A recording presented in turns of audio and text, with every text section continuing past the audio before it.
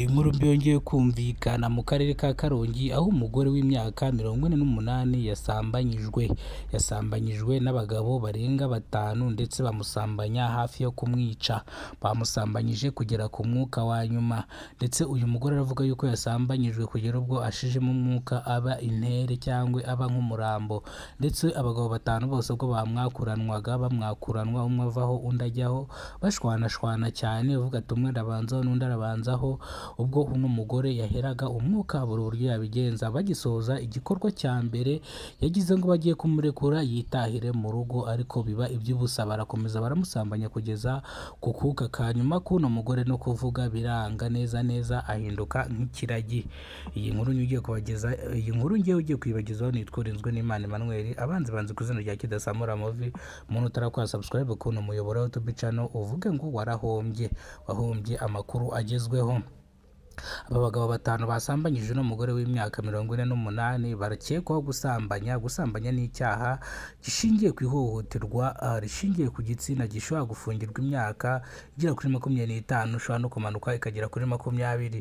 Iyo wo mwabikoranye mutabyumvikanyeho, icyaha gishobora kuguhama kugira ubwo bagufunga imyaka igera kuri 30. Iyo mwabyumvikanyeho nta kabuze urababarirwa, kandi iyo wasambanyijwe nta zindi ngaruka byamugizeho. Mu gihe byamugizeho ingaruka nta ngingo uba ufite ikurengera. Aba basore rero 5 bakurikiranweho gusambanya umugore ku gahato, no kuvuga ngo ntago barafatwa, ntago baragera mu maboko atari ayabo. Ariko uyu mugore RIB yamubajije nimba hari ibimenyetso baheraho bafatiraho kugira ngo bafunge abo basore.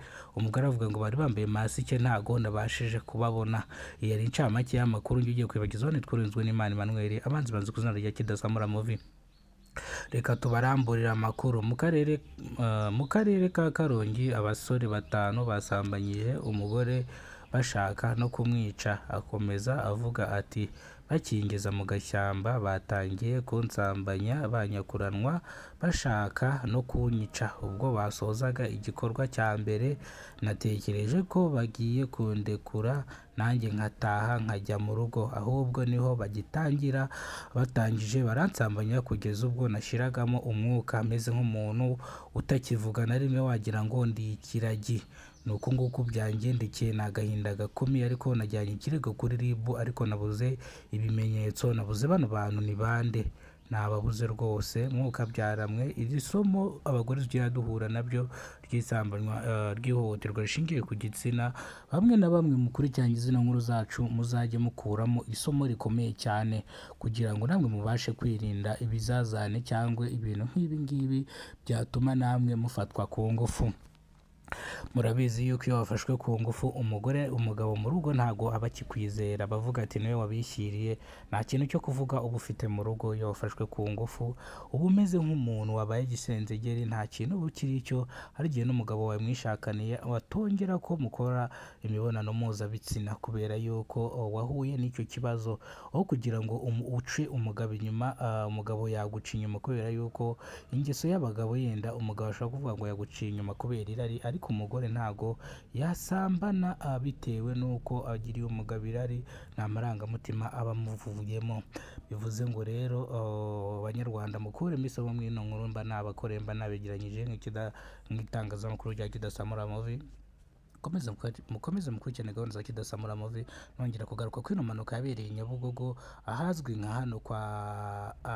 hano Nyabugogo nyine hano muri Feruje. Murabizi ko ejo habereye impanuka ikomeye cyane, impanuka yakomerekeyemo abantu benshi batandukanye. Iyi mpanuka ivurwa yuko abantu nubwo bakomeretse, abandi bitabye Imana, ariko abantu benshi bagomba kuvuga ngo hapfiriyemo abantu benshi. Ni umuntu umwe wapfuye mw'iriya mpanuka, ni abantu benshi bigize bapfa, abandi 10 barakomeretse bihagije. Abandi benshi nabo bagiye bakomereka dutonya, ariko bahise bajyanwa ku kigo nderabuzima cya Muhima. Ambulance cyangwa imbangukiragutabara yahise iza yihuta. Bantu mugenda mu muhanda ntimukabone imodoka ngo mujye kuzicamo hagati mwambukiranya, mujye mutegereza imodoka zibanza zigende mubone kwambuka. Muri zebra crossing niho umunyamaguru yemerewe kwambukira honyine, mu gihe nta n'ibinyabiziga ari kubona biri kuza bicacanaho.